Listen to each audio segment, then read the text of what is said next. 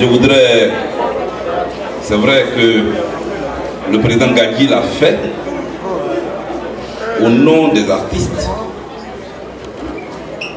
Mais il a dit que cette cérémonie revêt un caractère important. Et je me suis déplacé pour ça.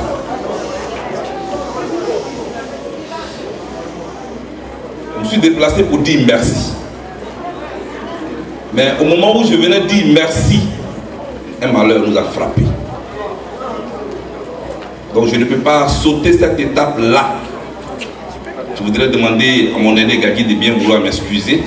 Je ne remets pas cette étape-là de minute de silence à la mémoire de Maïli Ba. Je ne remets pas ça en cause. Mais je suis venu pour ça. Il faut que je commence par honorer sa mémoire d'abord. Vous voyez, je devais venir samedi passé pour être à la première veillée. Je parlais avec le grand frère Gadji. Je n'ai pas pu. Je voudrais qu'on se lève nous tous. Et vraiment, quand on dit une minute de silence, c'est vraiment le silence.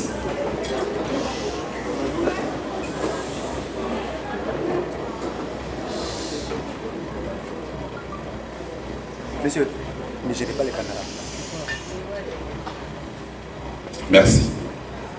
Chers parents, vous qui avez tout à l'heure béni cette cérémonie, vous l'avez fait au nom de nos mains. Parce que partout où nous nous déplaçons, nous sommes nous-mêmes. Nous nous déplaçons avec nos coutumes, notre culture. Je voudrais donc vous saluer. Vous dire merci.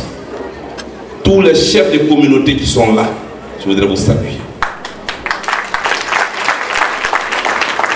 Tous les présidents d'associations, de résistance, tout comme les associations communautaires, je voudrais aussi vous saluer. Tous les présidents des partis politiques qui sont venus, au nom desquels le PDCI-RDA a pris la parole tout à l'heure. Pas parce que les autres partis politiques ne sont pas importants.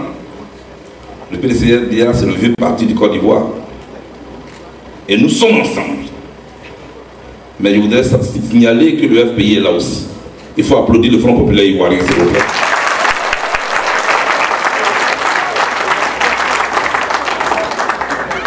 Je voudrais saluer la résistance.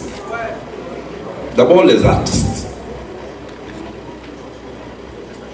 Quand je vois les artistes, j'ai toujours un pincement au cœur. Hier, je suis allé chez Serge Kassi. Hier, j'y suis resté jusqu'à 3 h du matin. Parce que Serge Kassi, c'est mon compagnon de lutte. Ce n'est pas connu autour d'une bière. C'est connu dans le combat. Depuis que j'étais étudiant, jusqu'à ce que je prenne la tête de l'Alliance des jeunes patriotes, il est resté avec moi. Quand je suis entré chez lui hier, je n'avais plus envie de sortir. Et j'ai eu un sentiment de culpabilité. Parce que Serge Kassi, c'est un chanteur. Il fait quoi ici? Parce qu'il nous a suivis. Et souvent, nous les politiciens, on oublie ça. Souvent, on oublie ça. Dès qu'on voit un artiste aller chanter, non, il a trahi. Mais tous ceux qui nous suivent ne sont pas obligés de mourir. Les gens font leur métier et ils ont pris un gros risque de nous suivre. Il faut applaudir Serge Kassi. Il faut l'applaudir.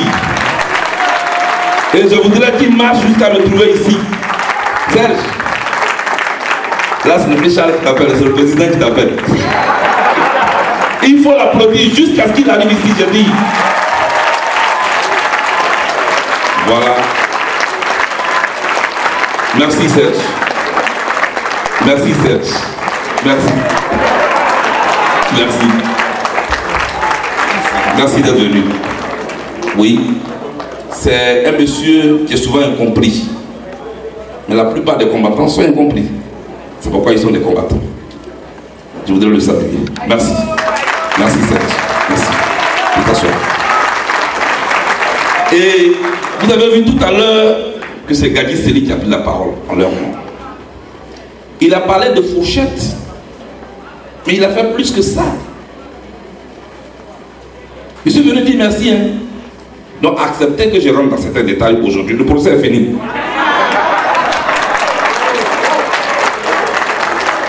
Gadi Sely n'a pas que laissé les fourchettes.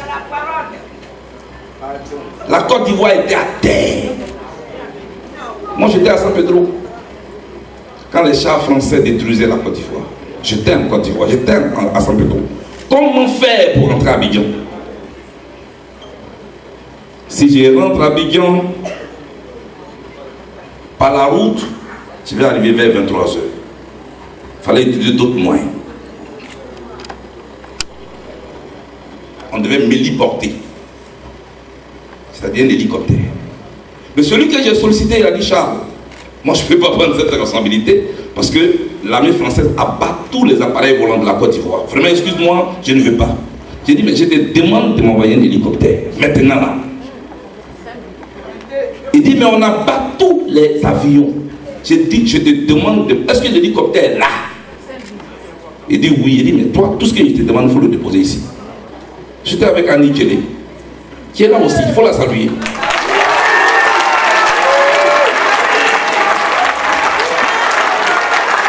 Parce qu'il y a beaucoup de choses que les gens ne comprennent pas souvent.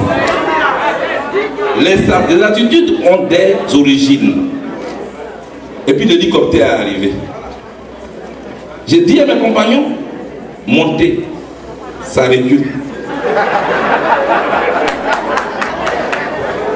Tout le monde qui a monté dans l'avion le jour là, ça recule. Il a dit, Annie, il faut prier. Sage Kassi n'était pas là parce qu'il était en deuil, il venait de perdre sa mère. Donc on lui avait dit de se reposer un peu. Il dit, Annie, il faut prier, on va partir. Annie a prié. Je suis le chef. Donc je suis monté. Ils m'ont suivi. J'ai dit au pilote, il faut décoller, on partit.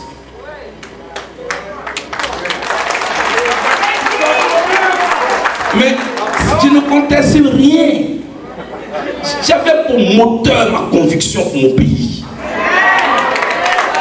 Et puis Dieu.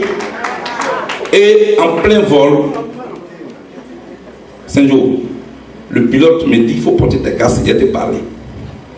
Je mets les casques, me parle. Me dit que l'hélicoptère ne peut pas atterrir à l'aéroport. L'armée française a pris l'aéroport. On est en l'air. Je ne peux pas expliquer aux autres. Je suis en train d'appeler David, Isaac, tout le monde à la Bible. Moi seul. D'après Richard me dit, mais président, il y a quoi? Il dit, ah tiens, il faut me laisser. Je suis en train d'appeler David. Je lui dis, dépose-moi à Figayo. Il dit, non, non, non, non, non, non. C'est pas un baka. Je ne peux pas vous déposer à Figayo. Mais bref, nous finissons par atterrir au camp d'Akwedo. Et oui, quelque chose que je n'ai jamais dit, oui, comme ça j'existe, il insiste. Et quand l'appareil atterrit, il est encerclé immédiatement par les militaires qui voulaient tirer sur l'appareil.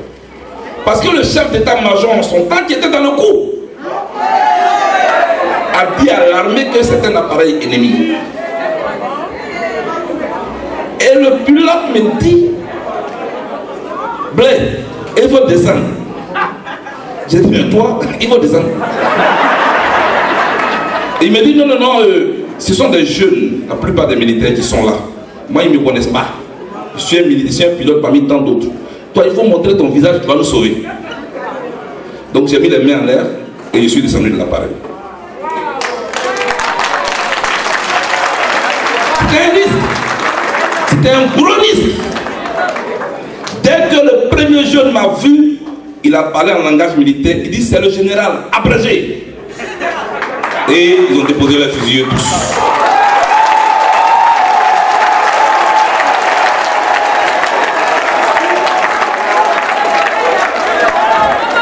Grand frère Gadi, c'était chaud. C'est-à-dire, Abidjan était un cimetière. J'ai juste réuni mon équipe, j'ai dit, tout ce que je vous demande, écoutez-moi. On a atterri, non? Écoutez-moi. Je vais parler au président Gbagbo. Je veux le voir. Comme on ne dit pas ce qu'on se dit avec un chef, je ne vous dirai pas ce que je me suis dit avec le président Gbagbo. Et c'est un principe que je me suis imposé. Des gens m'acculent souvent pour m'amener à me défendre, pour parler. Non. Quand on a été dans un bois sacré, quand on sort, on ne dit pas les secrets du bois sacré.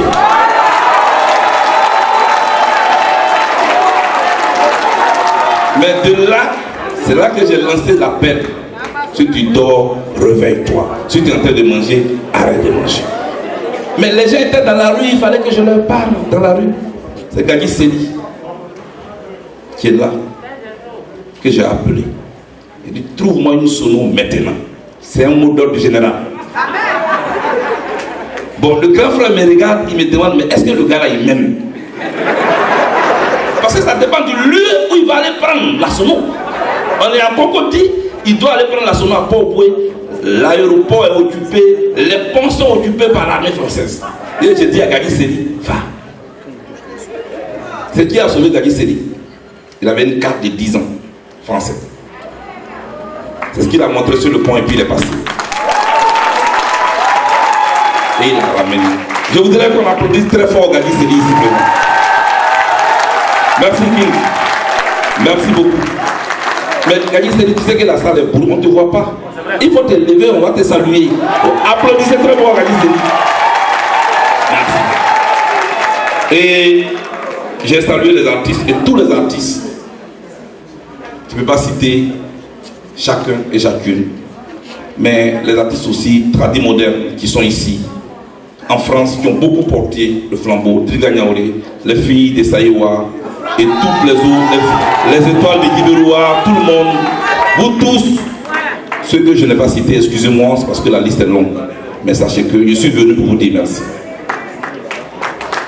Et puis il y a la société civile. Boga Sako a pris la parole tout à l'heure. À côté de lui, il y a Christian Wagbé qui est assis là, son compagnon fidèle. Merci beaucoup. Boga Sako aussi, je ne le connaissais pas bien. Mais il y avait des débats. Je lui ai dit, je l'ai appelé, je ne le connaissais pas. Mais il a accepté, grâce à nos rapports, de venir à la télévision, enlever son manteau de société civile pour mener le combat. Quand je le vois aussi, j'ai un sentiment de culpabilité. Parce que s'il ne m'avait pas suivi, il ne serait pas ici. Il faut l'acclamer très fort.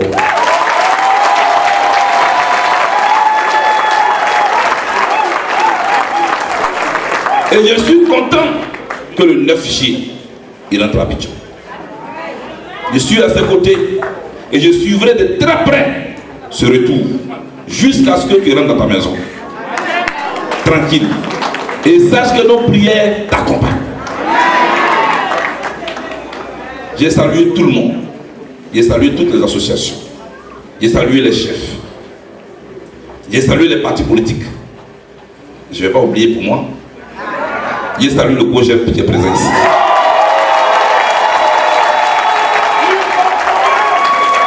J'ai salué le camarade Jean-Claude Ignawa, qui est le vice-président chargé du COJEP ici en Europe. Merci camarade. Camarade Gamaï, merci. Merci pour ce beau travail. Après les remerciements, je voudrais maintenant parler du sujet pour lequel je suis là. J'ai été arrêté le 17 janvier 2013 et j'ai été conduit d'abord en Côte d'Ivoire où j'ai fait 14 mois en détention à la DST, ensuite à La Haye. Mais je vais plus parler de La Haye. Je suis arrivé dans la nuit du 23 au 24 mars 2014 pour rejoindre le président Laurent Gbagbo. Les premiers jours, les gardes de la CPI avaient un regard bizarre sur nous parce que pour eux, nous étions des criminels, le président Gbagbo et moi. Mais au fur et à mesure que vous avez organisé des marches dans la neige, dans le froid, ils ont commencé à nous regarder autrement.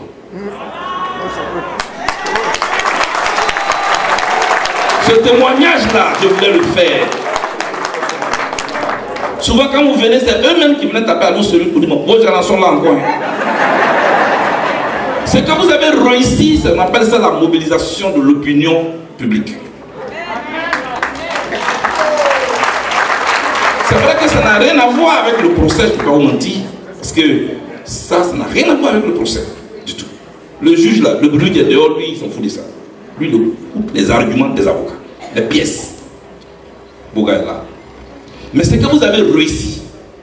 Si le président Gbagbo a eu un respect dans la prison, et que les gardes ont commencé à le traiter comme un président, c'est grâce à vous.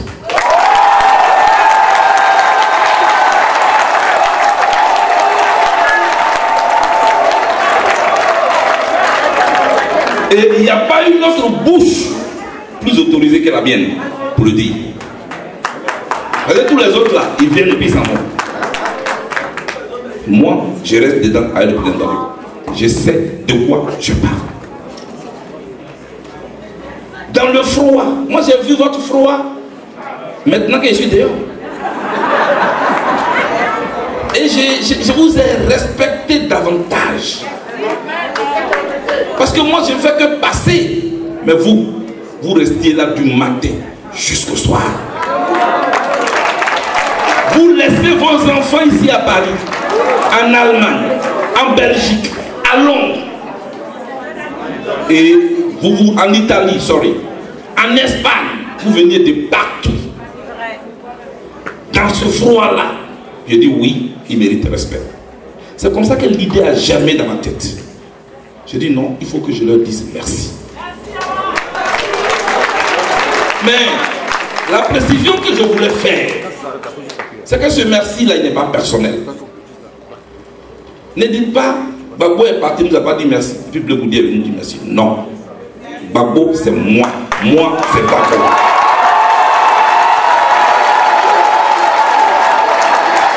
Oui. Gbagbo, c'est moi. Moi, c'est...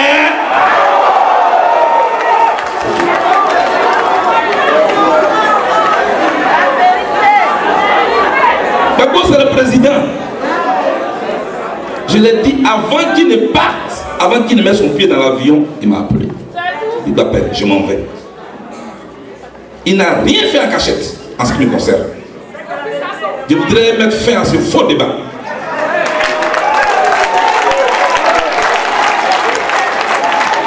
Et quand il est arrivé, il m'a appelé pour dire bon, Atia, je suis arrivé. Je lui ai dit, président, je vais dire merci en notre nom à Paris. D'abord, Laurent vous salue.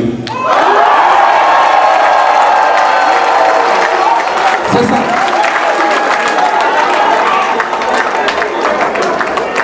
Si tu n'as pas vu le Père, que tu as vu le Fils, tu as vu le...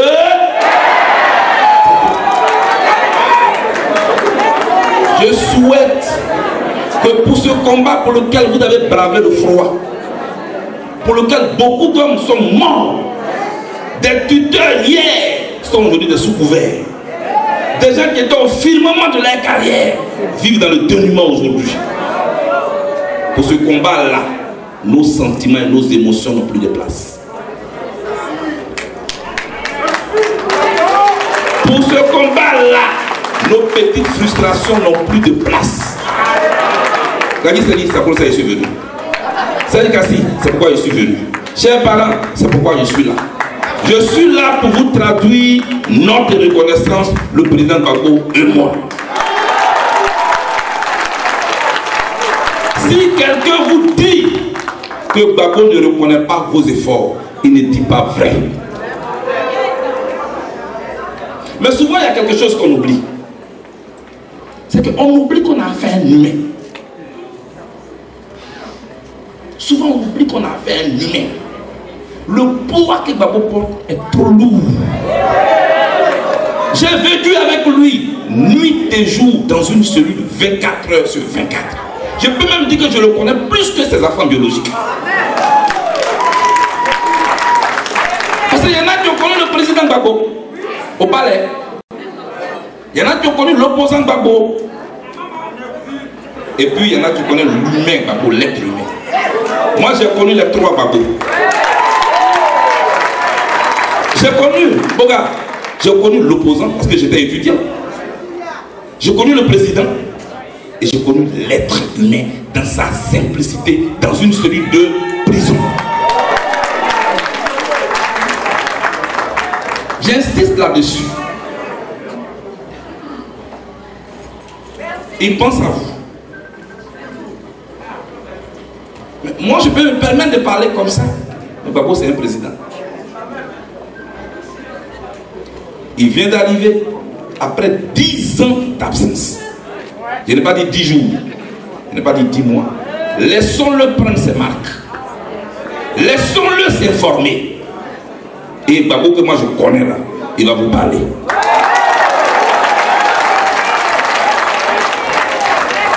Moi, je sais de parler de politique. Hein. C'est de ça qu'il s'agit. C'est pourquoi je vous dis, votre combat est reconnu. Votre combat est reconnu. C'est pourquoi je suis venu ici pour vous dire merci.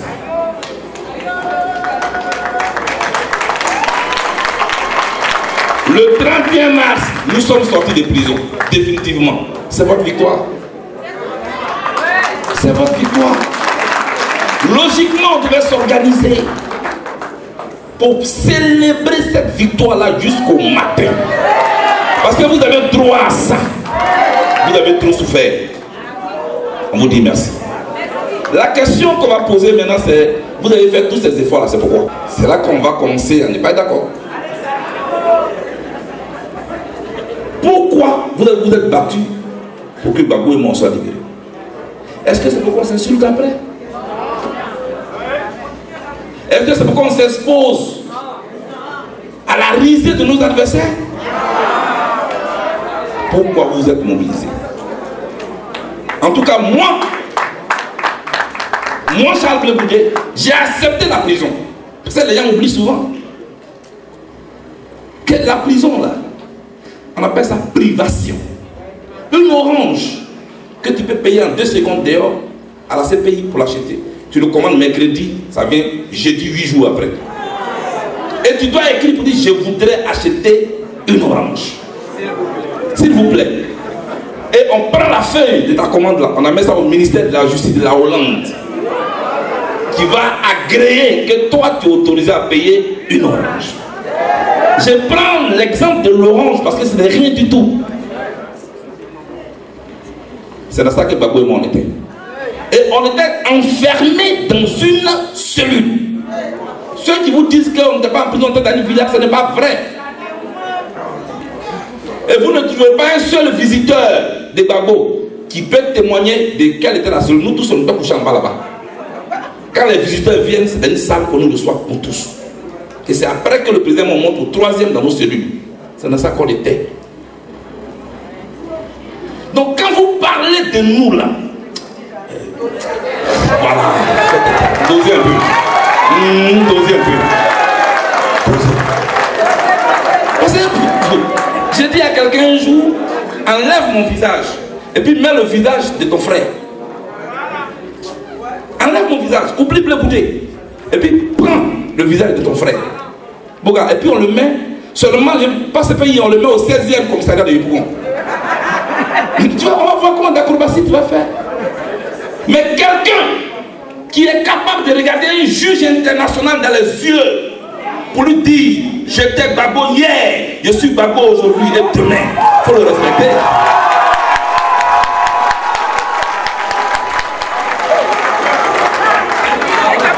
C'est une rencontre de vérité. Parce que dans ma cellule, j'ai souffert de beaucoup de calomnies. J'ai souffert. Si je n'étais pas fort dans la tête, je me serais déjà suicidé. Si je n'étais pas fort dans la tête, je me serais déjà suicidé. Parce que on m'arrête au Ghana à 6 h du matin, on défonce ma porte, on me menotte au gars, on m'amène dans un coin que je ne connais pas, on me met dans un coffre de voiture, on me transporte en Côte d'Ivoire, on me met à la DST où je dois voir personne. On dit: je suis un traître. Non, il a fait un deal avec la Ouattara. Ne dites pas: hey, il est au courant.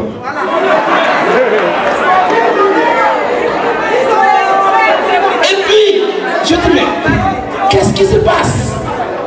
On me transfère à ce pays. Je suis resté droit dans mes portes. Parce que quelqu'un d'autre aurait paniqué, il a dit c'est dit. Et puis il dit non, c'est pas moi, c'est Babo qui m'a envoyé. C'est fini. On le condamne à 50 ans. Toi aussi on te condamne. Ou on te dit bon, négocie, on va te libérer. Mais je n'ai pas appris la traîtrise.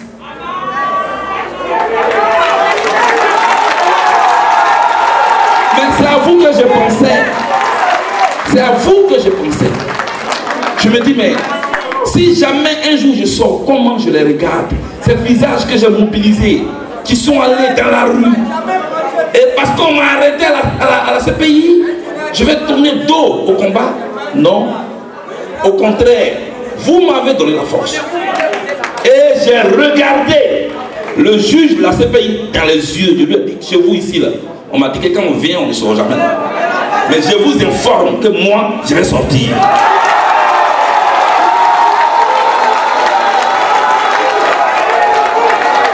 Chers parents, je n'ai pas dit au juge que j'aimerais sortir.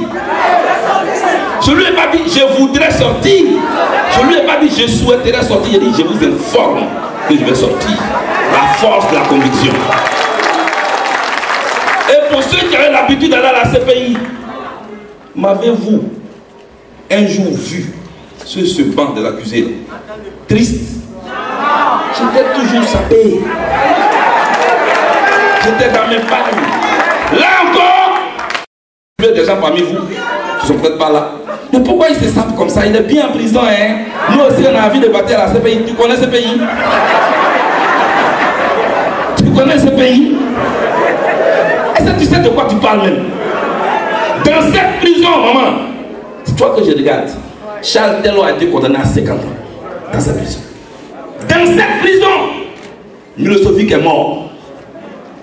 Dans cette prison, mon voisin avec qui je joue au ballon, mercredi, il s'est suicidé parce qu'il pouvait soutenir ça.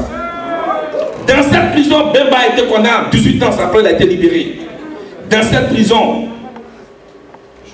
Ngwen Dominique a été condamné à 25 ans.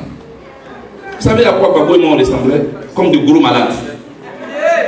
Où tu es couché là, tu te réveilles le matin, à l'hôpital, et puis on te dit, ton voisin qui était là hier, il est mort. Et puis tu es couché là, tu dis, ouais, petit, tu as cherché, tu as trouvé.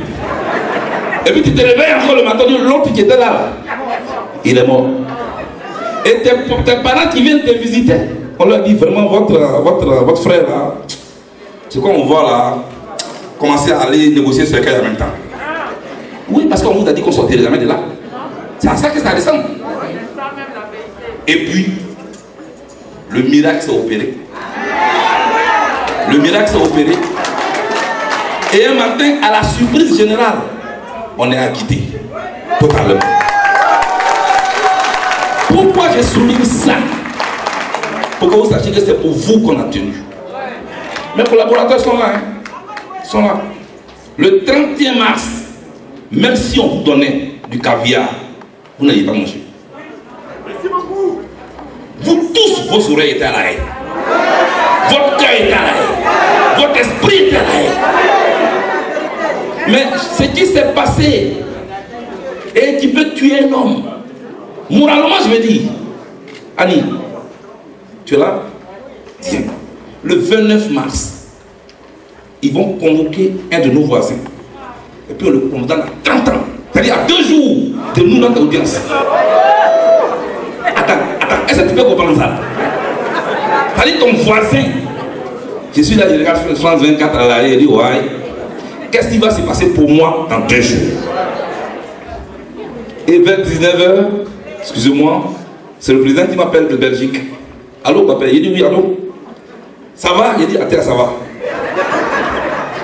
Tu es sûr que ça va? Il dit, président, ça va. On va aller. Tu es prêt pour le 31? Il dit, président, je suis prêt. Est-ce que tu viens? Il dit, je viens.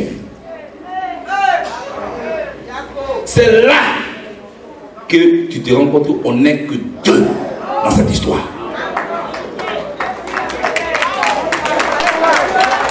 Mais je n'ai pas fini. Quand le 31 nous arrivons, vous m'avez vu en train d'arriver. Mais moi je ne suis pas un vendeur de désespoir. Moi je déstabilise l'adversaire.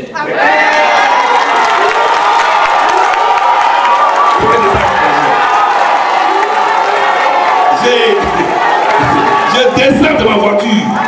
J'avais une voix. Je descends de la voiture. Abou Gagné. Je descends de la voiture. Quand je descends comme ça, je marche comme ça. Ça veut dire que tu ne peux même pas savoir que l'homme qui est là, c'est sur celui. Quand je rentre à la CPI, le président est assis à gauche là, je le salue, on essaie d'échanger un peu. On rentre dans la salle, les gars viennent de M. Bago passer ici, s'il te plaît, passer ici. Et puis on rentre dans la salle. Gadi, la salle là, tu attends les mouches voler. Quelqu'un ne peut pas parler à son camarade. Puis on est assis là. On nous dit non, il y a une panne technique. Donc le procès ne va pas commencer maintenant. Vous avez vu une photo comme ça où j'étais avec le président? Là, le vieux m'appelle, il dit, mais papa, il est quelle heure? Il dit, attends, il est 15h15. On va commencer à quelle heure? Il dit, attends, ça va commencer tout à l'heure. Mais on dit, il y a une panne technique. Il dit, mais pourquoi c'est aujourd'hui là, il n'y a pas de technique? Et puis, on voit le juge entrer avec de gros dossiers comme ça. Je dis, président, c'est notre fille qui est dans sa main comme ça. Vous ne savez pas, c'était difficile, c'est ce que je vais vous dire. Mais il faut tourner ça à dérision. C'était très difficile. Voilà ce qu'on a traversé. Mais, on l'a traversé pour notre pays. C'est pourquoi j'ai demandé, maintenant qu'on est libre, c'est pourquoi. Souvent, les Africains sont là, ils sont de la Guinée équatoriale, ils sont du Cameroun, ils sont du Congo aussi, ils sont du Togo aussi, je voudrais les saluer. Mais vous voyez, chacun de nous ici a soif. C'est pas ça? Que ce soit des Africains, chacun a soif des changements dans son pays. Nous, Ivoiriens aussi, on a soif des changements. La question, c'est quel changement? Voilà. Ça, ce sont des thèmes génériques. France-Afrique. Ça, c'est des thèmes génériques. Je dis, vous parlez de quel changement? Je parle d'abord d'individu à individu. Avant de parler de changement de France-Afrique et d'un changement global, change-toi toi-même d'abord. Change ta pratique d'abord. Est-ce que tu es prêt à ce qu'on construise une société égalitaire, une société de droits de l'homme? Est-ce que tu peux accepter que demain, ton frère est ministre et que tu ne viennes pas le voir pour dire même mon cousin a tel poste? Est-ce que tu es prêt? Est-ce que tu es prêt à ne pas dire demain quand Blé Goûté venir à Paris, là, c'est nous l'accueillir, maintenant les ministres là, et ne nous donnent plus l'argent? Est-ce que tu es prêt? Est-ce que tu es prêt? Parce que c'est ça qui est le changement. C'est-à-dire créer une société d'opportunité où chacun vient là avec sa valeur. Ils vont compétir à chance égale. Est-ce que tu es prêt? Est-ce que tu es prêt à ne pas aller voir quelqu'un la nuit avec 1 million pour dire non, voilà, j'achète la place de mon frère? Est-ce que tu es prêt? Moi, je suis prêt. Moi, je suis prêt. Est-ce que tu es prêt? Est-ce que tu es prêt à te remettre en cause? Parce que toi tu dis, Ouattara nous brime, Ouattara nous met en prison. Dès qu'on parle, nous met en prison. Mais toi-même, dès que quelqu'un dit le contraire de ce que tu penses, tu dis c'est un traître. Tu es dangereux aussi. Parce que l'autre dans le moyen de l'État nous brime. Toi tu nous brimes avec ta caméra. On ne peut pas dire le contraire de ce que tu penses. Tu es une dictature en miniature cachée. Tu es dangereux. Est-ce que tu acceptes que ton idée que tu as mise sur la table, on la critique, on la remet en cause, c'est que l'autre là tu le condamnes et que tu le livres à la venue populaire? Est-ce que tu es prêt? Est-ce que tu es prêt? Est-ce que tu es prêt à ne pas condamner l'autre seulement sur la base de ce qu'on te raconte, sans que tu l'écoutes? Est-ce que tu es prêt?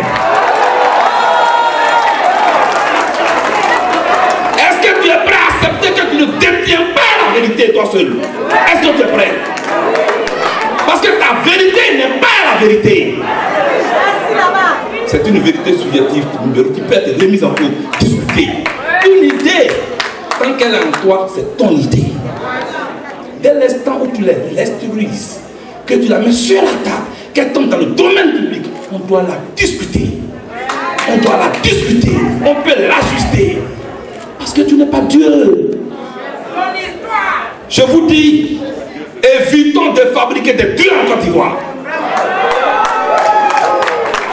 Évitons ça.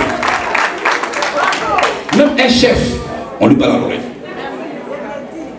Avec la manière.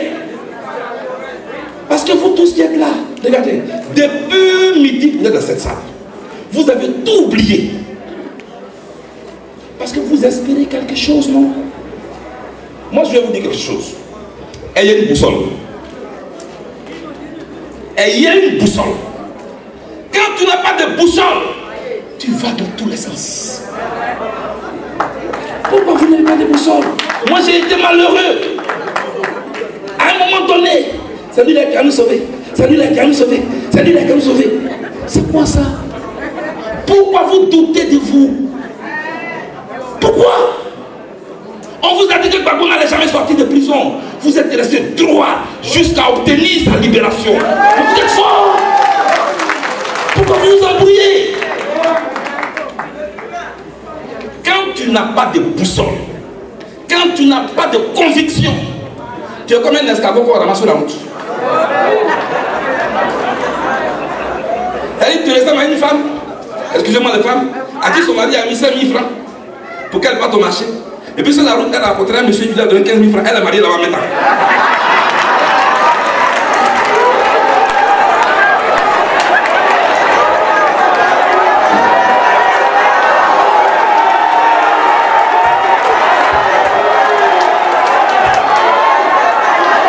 C'est ça.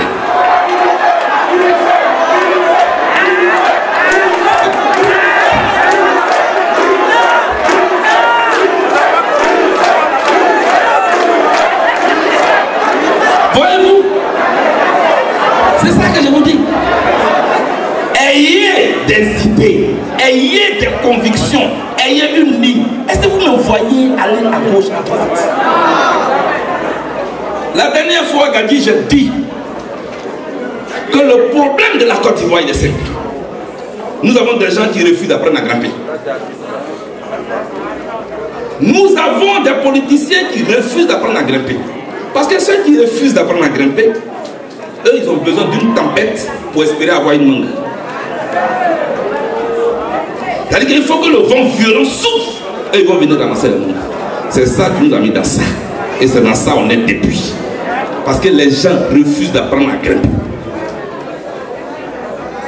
Ils aiment la facilité. Ils aiment les raccourcis. Quand tu veux quelque chose, le temps n'est pas un problème pour toi. Les obstacles ne sont pas un problème pour toi. Et je suis venu vous dire que notre combat n'est pas encore terminé. C'est la fin d'une étape. C'est le début d'une autre étape. Quelle est cette étape-là? Construire un État-nation. Construire un État-nation. Malgré notre diversité culturelle, ethnique, religieuse, qu'est-ce qu'on a en commun? Est-ce que c'est l'espace géographique qu'on appelle la Côte d'Ivoire qu'on a seulement en commun? Non. Mais une nation autour de laquelle il y a des valeurs, des principes. Les principes ne varient pas selon nos petits intérêts du moment. Non. Et vous trouverez des gens qui vont dire non, on n'a pas le choix. Oh. On a toujours le choix. On n'a pas le choix. Oh. Les gens comme ça, ils sont dangereux. Et on a toujours le choix. Vous savez pourquoi? Le seul problème, Boga, grand frère, chaque choix a une conséquence.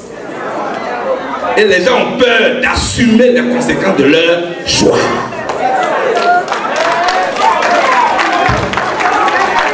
Moi, j'ai assumé les conséquences de mes choix. J'ai décidé de soutenir Gbagbo Laurent. Ça l'a conduit à la CPI. Ça m'a conduit à la CPI. Et je l'ai assumé. Et je l'ai assumé. C'est ça qu'on dit, on a toujours le choix. Mais chaque choix a une conséquence. Je suis venu certes vous dire merci, mais je suis venu vous dire, on va construire une nation. On va construire cette nation-là. Ce n'est pas une nation de bêtés. Ce n'est pas une nation d'Atier. Ce n'est pas une nation de Dida. Ce n'est pas une nation de l'Ouest ou de l'Est. C'est une nation plurielle dont la diversité est sa richesse. Elle s'appelle la Côte d'Ivoire. C'est ce que je suis venu vous dire. Regardez Abou Galié. Je ne sais pas où il est. Abou Galié est où? Regardez Abou Galié. Abou Galié, il est de Touba. C'est-à-dire il est marocain, il est du Nord. Mais Abou Galié, là, il a fait un choix. Et il assume les conséquences de ses choix. C'est mon conseil. Merci.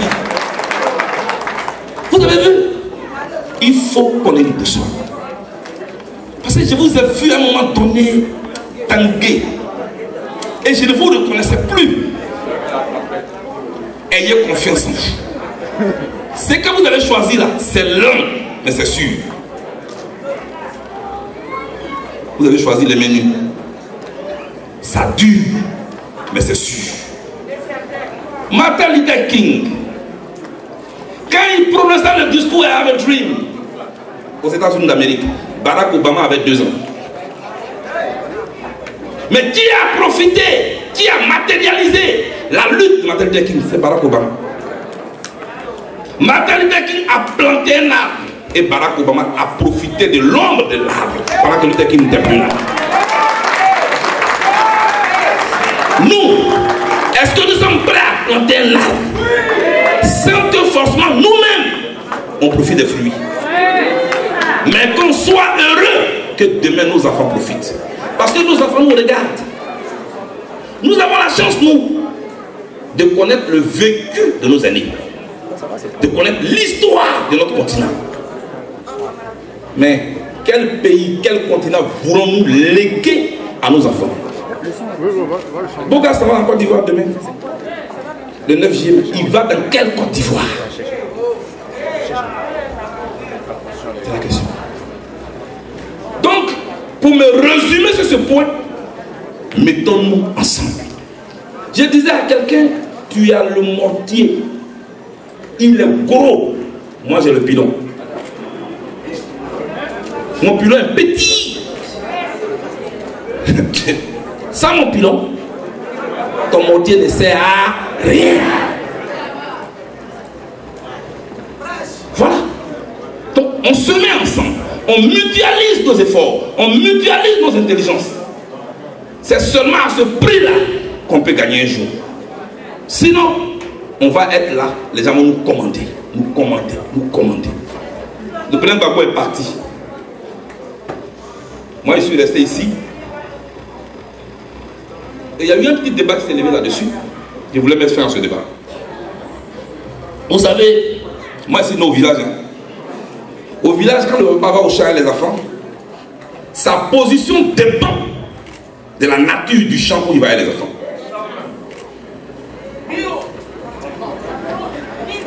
Wow. Quand le père va dans un champ où il a l'habitude d'aller avec les enfants et où il n'y a pas de danger, il est derrière et puis l'enfant est devant. Parce qu'il sait que l'enfant ne risque rien. Voilà la première position du père. Mais, quand le père va dans un champ inconnu, où il peut avoir un danger, ou un champ qu'il avait cultivé il y a des années, puis qu'il a abandonné, qu'il n'a pas vu il y a longtemps, peut-être qu'il y a des serpents là-bas, il dit à la femme, passe derrière, il passe devant.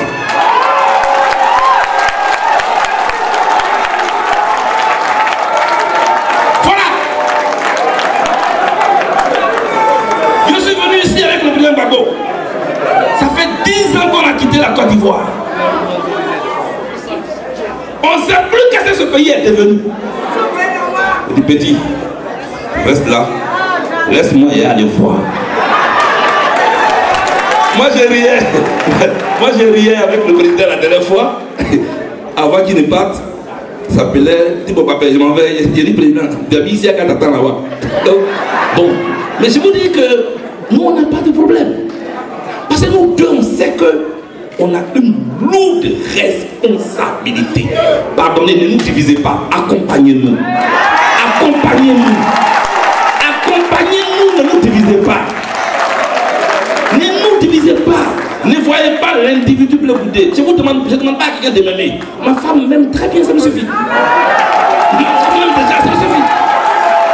Tout ce qu'on vous demande, accompagnez-nous.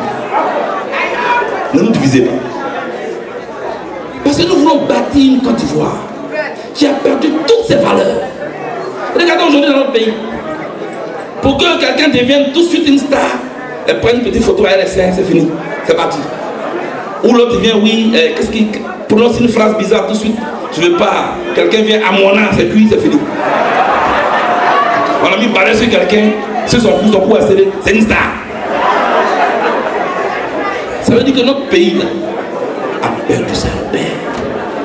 Et on doit, quand on dit rebâtir la Côte d'Ivoire sur des bases, des valeurs, c'est ça que ça veut dire. Chères sœurs, chers frères, c'était important pour moi que je vienne ici. Ne vous inquiétez pas. Le président Gbagbo est parti en Côte d'Ivoire.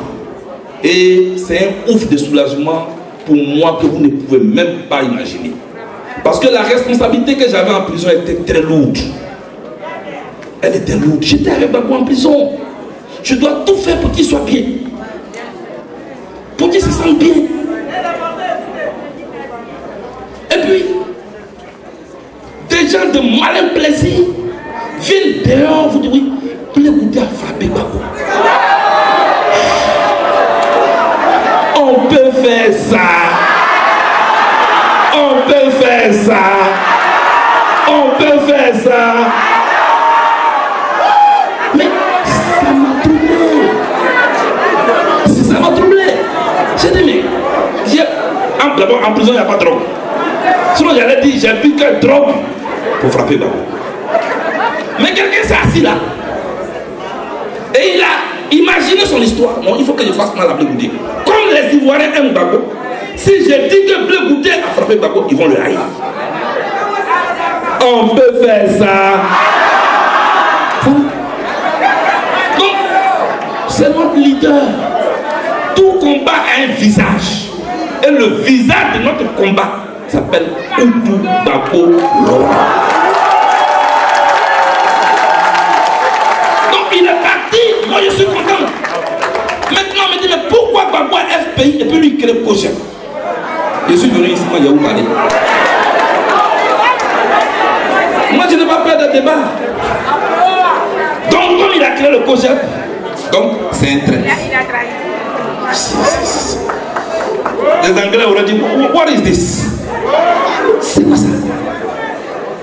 Mais vous voulez qu'on bâtisse la démocratie? J'ai dit, moi j'ai tiré les leçons de ce qui nous est arrivé. Moi, Bapel, j'ai tiré les leçons de ce qui nous est arrivé. Qu'est-ce que j'appelle tirer les leçons de ce qui nous est arrivé? La Côte d'Ivoire est attaquée. Au moment où Gbagbo Laurent, espoir d'un peuple, est au pouvoir, on le convoque à Marcoussis. Viens à Marcoussis, autour de la table, il trouve RDR, MPCI, MPIGO, MJP. Tout ça, c'est la même chose, mais ils ont accepté. Et c'est difficile.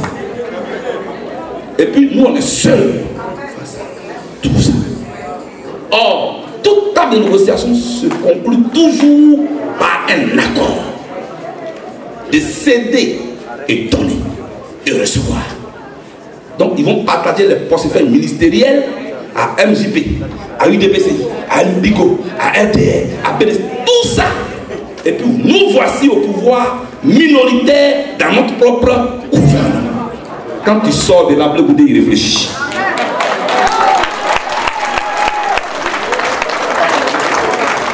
On devait même m'encourager. On appelle ça la stratégie.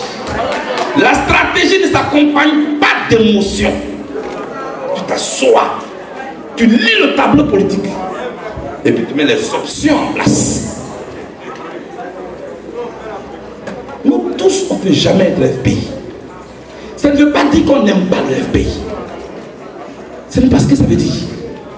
Acceptez ça. Parce que c'est la démocratie pour laquelle on se bat là. On est à l'épreuve de la pratique de la démocratie. Maintenant, vous pouvez me dire, il est têtu si Gbagbo m'appelle pour dire au petit. Je suis un pays de gauche, j'ai peur. Mais viens ici. Voici ma stratégie. Si j'ai dit non, en ce moment, il y a un problème. Parce qu'il m'aura expliqué. Mais il y a des gens. Il y a un qui est venu me voir, il m'a donné un tricot. Je ne sais pas si c'était le mouvement pour qui m'a donné un tricot. Dans cette prison-là. Papa, il m'a donné le tricot, là, c'est le mouvement du président. Tu es rentré dedans. J'ai dit, je ne rentre pas dedans. Comment il a dit ça? J'ai dit, je ne rentre pas. Il dit, moi, on ne me convainc pas un tricot. Quand tu me regardes, il regarde l'homme, comment on prend un tricot. Assois-toi, explique-moi où tu veux m'amener, je vais te suivre.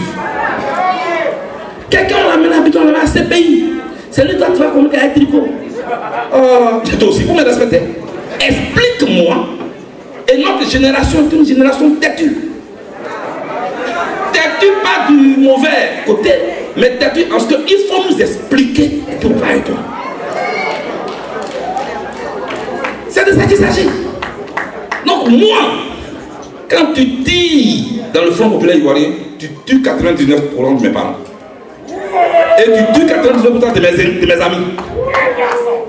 Donc je ne peux pas, on ne crée pas un parti politique contre un autre. On crée un parti politique parce qu'on a une offre. Parce qu'on a un projet. Et oui, j'ai un projet.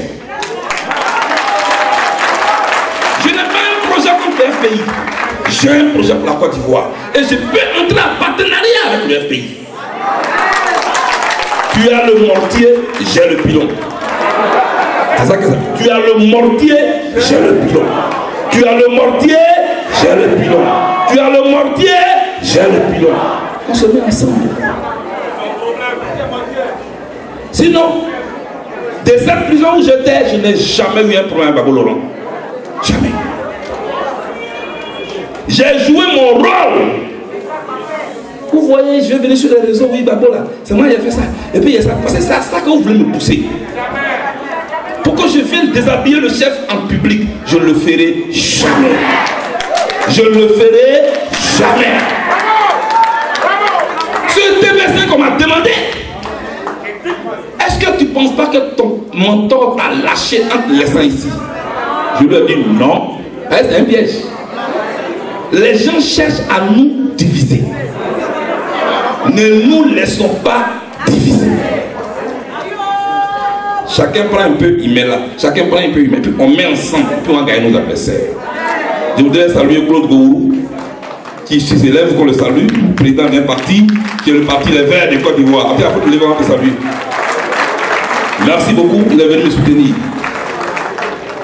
Alors, j'ai donc fait le tour des questions. Mais j'étais surtout venu pour vous dire, si vous voyez quelqu'un qui vous dit que Gbagbo n'a pas respecté vos efforts, c'est pas vrai. C'est pas vrai. Gbagbo Laurent est reconnaissant. Est-ce que vous savez dans quelles conditions il est parti en Côte d'Ivoire?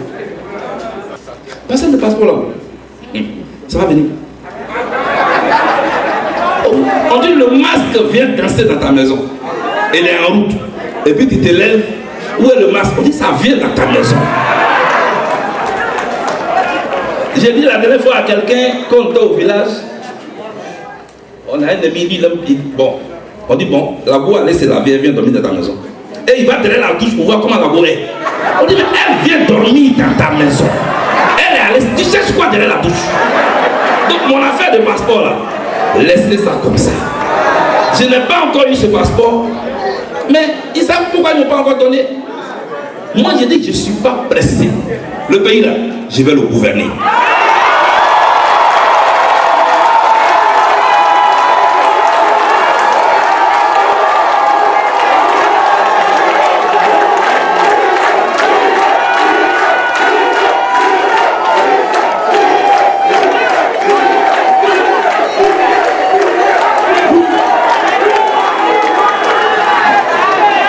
Le pays là, la Côte d'Ivoire, je vais la gouverner. Je suis allé dans une université est inégalable en politique. J'étais seul à l'amphithéâtre de la CPI, avec mon professeur Babo Laurent. J'ai fini de prendre mes cours, je vais gouverner la Côte d'Ivoire.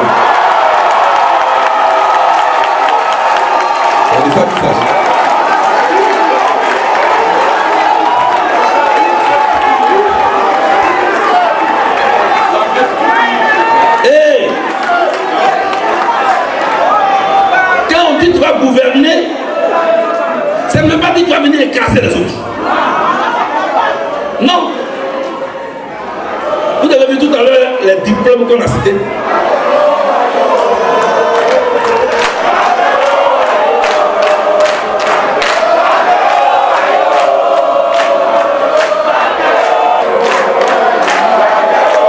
Merci beaucoup. Merci.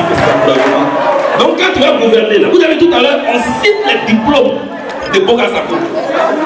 Et puis le gars dit, non, il y a une page là, je ne peux pas continuer, pas ici fatigué. Je le vois pour les classer. Tu sais ce qu'il peut apporter à la Côte d'Ivoire? Quand tu veux être chef, si tu n'as pas d'équipe, tu es perdu. Le lion est le roi de la forêt. Mais qu'a dit, le lion n'est pas l'animal le plus gros de la forêt. L'animal le plus gros de la forêt, c'est l'éléphant. Et pourtant, devant l'éléphant, le lion est le roi de la forêt. Le lion est le roi de la forêt. Le lion n'est pas l'animal le plus fort de la forêt. C'est l'ours qui est fort. Et pourtant, devant l'ours, le lion est le roi de la forêt. Le lion est le roi de la forêt. Mais le lion n'est pas l'animal le plus rapide. C'est le guépard qui est rapide. Et pourtant, devant le guépard, le lion est le roi de la forêt. Le lion est le roi de la forêt. Mais le lion n'a pas le regard le plus lointain, c'est le lynx qui va plus loin. Et pourtant, dans le lynx, le lion est le roi de la forêt. Les animaux sont organisés. Pourquoi nous refusons de nous organiser? Regardez ici, diplômé, il a pris son avion d'Italie pour venir ici. Quand il a atterri de l'aéroport, il dit, monsieur le ministre, tu m'as convoqué ici. Voilà qu'Agis, c'est lui qui est là. Il a joué ballon, il a pris Coupe d'Afrique. Grand chanteur devant l'Éternel. Il a dit, bon, j'arrive. Il a tout abandonné depuis hier, il tourne avec moi. Tout. Voilà, Serge Kassi qui est assis là.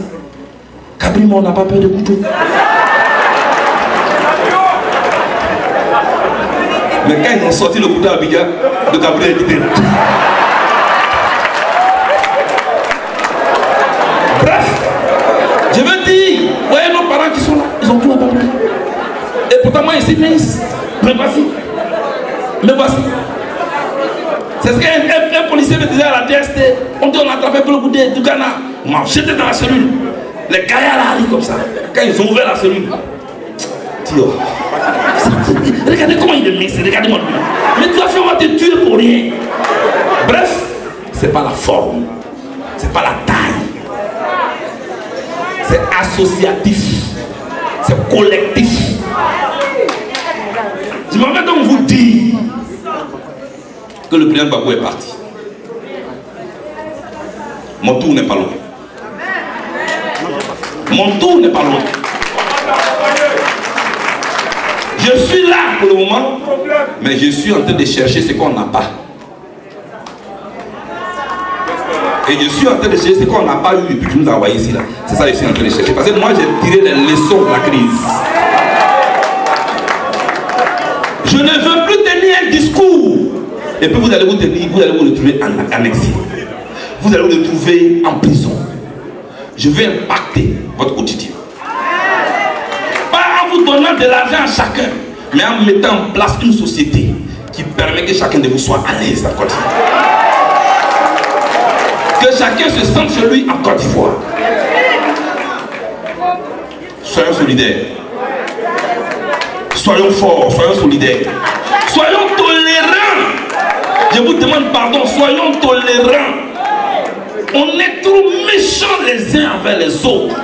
On ne peut pas aller quelque part avec ça. Tes 100 000 vues de ta page Facebook ne peuvent pas sauver la Côte d'Ivoire. Tes 200 000 likes ne valent pas la vie des Ivoiriens. avant de faire ta vidéo, pardon, pense à la Côte d'Ivoire. Pense que celui contre qui tu parles, c'est ton frère. Que vous avez été dans la neige à La Haye. Que vous avez pleuré ensemble quand on vous a arrêté. Pense à ça. Serge Kassi n'est pas ton ennemi. Anikele n'est pas ton ennemi. Cette femme, je l'ai vu souffrir avec moi. Je l'ai vu courir des risques avec moi. Dans cette Côte d'Ivoire, alors qu'elle était cinéaste, elle faisait quoi derrière moi? Je suis entré à boiter avec Anikele. Elle avait son enfant en main. Quand je devais briser la ligne de front. Kassi, tu te rappelles très bien. Qui va aller à Boaké? J'ai dit moi. Venez à Bati. On est arrivé à Boaké à Djebounoua. On a traversé Djebounoua. En plein midi, ils ont coupé Boulangadi. On a décidé qui était a dit pardonnez qui était ici. J'ai dit allumez les phares des voitures. On va peine parler ici à Boaké. J'ai fait le meeting. Je ne sais pas le nom de quelqu'un, il y en a un qui a eu peur. Nous avons abandonné à Boaké. Et il est parti. Arrivé au carrefour de Djebounoua, les rebelles l'ont arrêté. Il dit non, non, je suis venu à vous demander où il est. Ils l'ont attaché, ils l'ont mis dans un coin. Quand on a fini le meeting, on venait où? On s'est arrêté. Général, je suis là, j'ai dit à votre état où? Non. Quand je vais parler de la crise ivoirienne, on a des pages et des pages et des pages à applaudir. Mais je vais finir par vous dire que je suis là pour 2 semaines. Je suis là pour 2 semaines. Je suis venu aujourd'hui d'abord pour vous dire merci. J'étais en prison. J'étais nu et vous m'avez habillé. J'avais faim et vous m'avez nourri. C'est grâce à vous et pas à quelqu'un d'autre que j'ai pu tenir en prison. Parce qu'en prison, ce n'est pas la CPI qui nous nourrissait. C'était nos visiteurs qui nous nourrissaient. Tu nous mettais de l'argent, 50 €, 100 €. Je voudrais saluer Yaouri Marie-Élise dans cette salle-là. Je viens de croiser son regard. Merci maman. Vous m'avez visité. Où est Nagoseri? Il est parti. Ah, je le salue si vous le voyez. Voilà Togo, je le salue.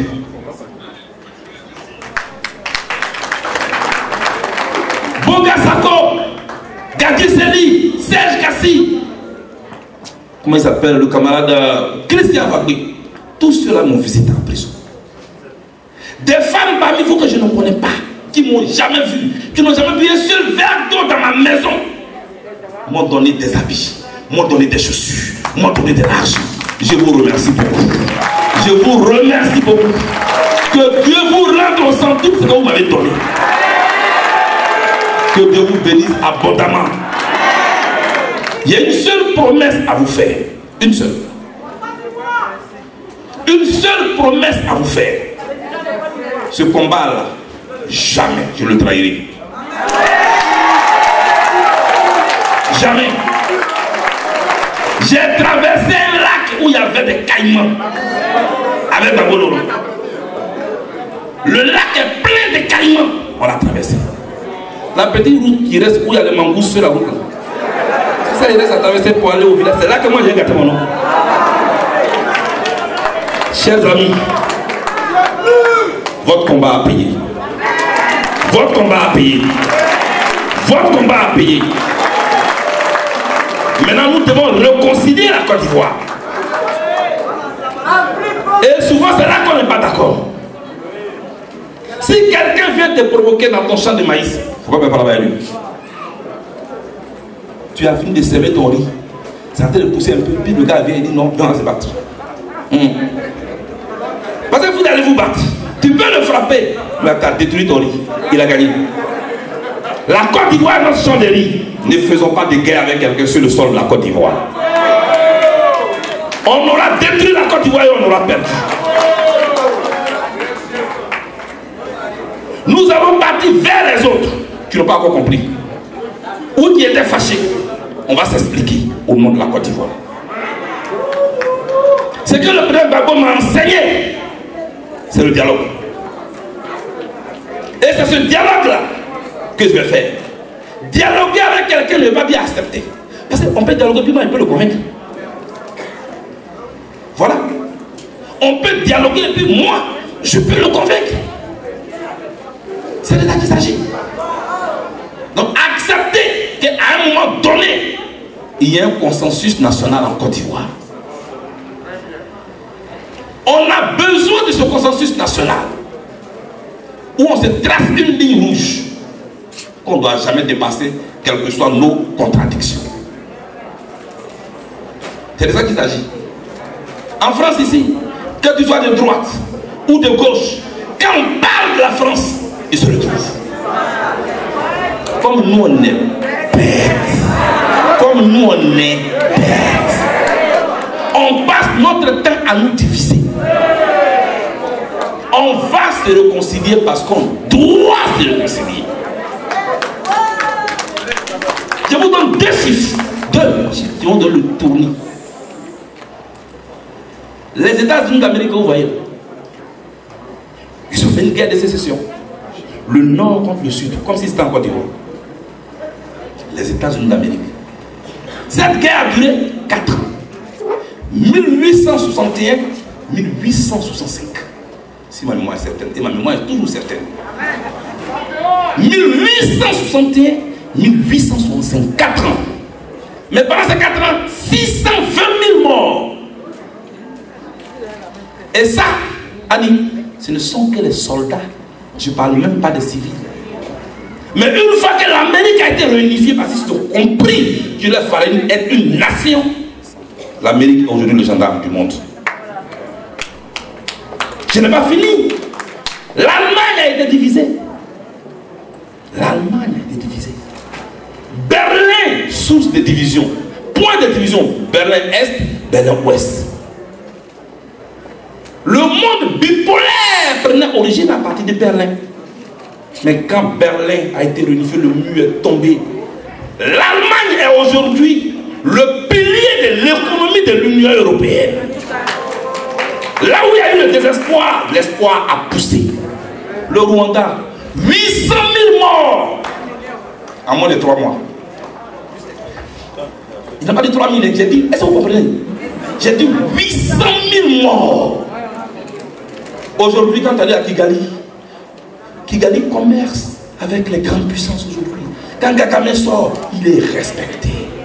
Parce qu'ils ont compris que Tutsi et Hutu sont des Rwandais. Ivoiriens. Est-ce que nous ne sommes pas capables de tirer les leçons de ce qui nous est arrivé? Sommes-nous incapables d'élévation? Sommes-nous incapables de dépassement? Sommes-nous incapables de tirer les enseignements de cette douleur pour la transformer en montagne d'espoir? Sommes-nous incapables? Oh, je sais que nous sommes capables. C'est ce message-là que je veux vous laisser. Et c'est sur ce message que je veux que vous alliez méditer. Il vaut mieux convaincre que de vaincre. Un ennemi que tu as vaincu, il va revenir un jour sous une forme ou une autre. Mais un ennemi que tu as convaincu, tu gagnes un ami à vie, un partenaire à vie.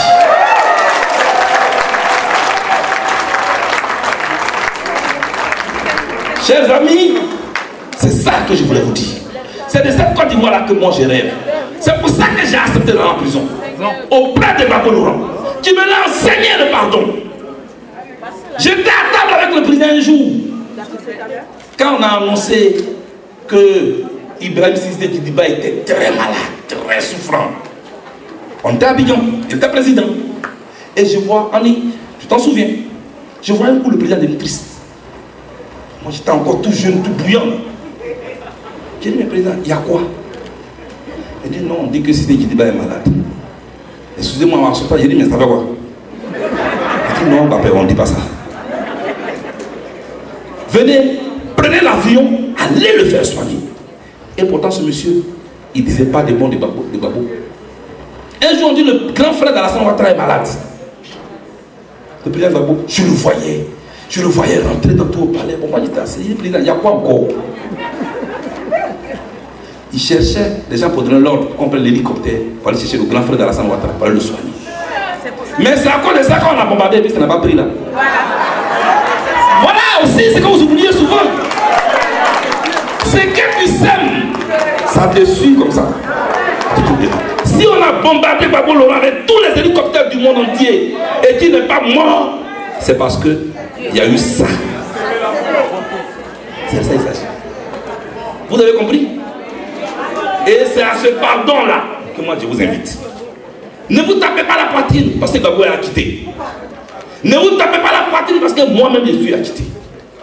Prenons cet acquittement, offrons cet acquittement comme un trophée de réconciliation à tous les Ivoiriens. Que Dieu vous bénisse. Que Dieu vous bénisse. Que Dieu vous bénisse. Que Dieu vous bénisse. Que Dieu vous bénisse. N'oubliez pas, je suis encore là le 10 juillet, on se retrouve pour l'hommage à notre soeur Maïliba. Elle mérite qu'on soit là nombreux. Que Dieu vous bénisse. À bientôt.